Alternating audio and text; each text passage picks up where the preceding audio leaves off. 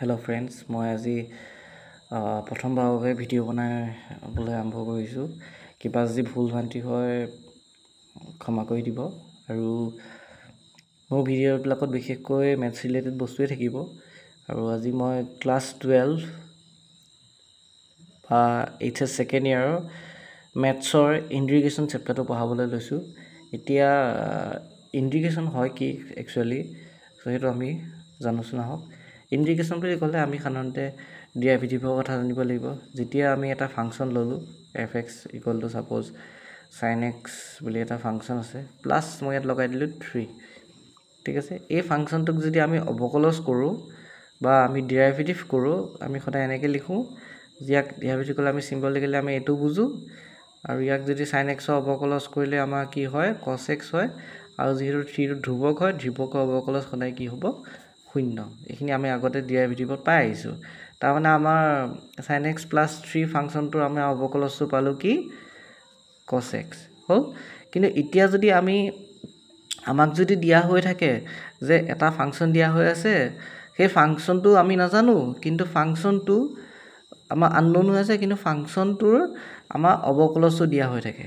আমাৰ অৱকলজটো যদি দিয়া হৈ থাকে, তেনে অৱকলজটোৰ পৰা যদি আমি অৰিজিনেল ফাংচনটো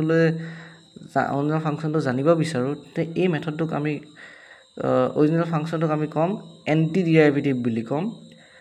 এণ্টি ডেৰিভেটিভ বা প্ৰতি অৱকলজ বুলি আমি অসমীয়াত ক'ম, প্ৰতি অৱকলজ বুলি ক'ম। আৰু যিটো মেথডৰ দ্বাৰা আমি এই কছ এক্স ফাংচনটো এণ্টি ডেৰিভেটিভ উলিয়াম, সেইটোক আমি এণ্টি ডেৰিভেটিভ বা তাক আমি কি বুলি ক'ম, ইণ্টিগ্ৰেশ্যন বুলি কওঁ, বা অসমীয়াত আমি অনুকলন বুলি ক'ম।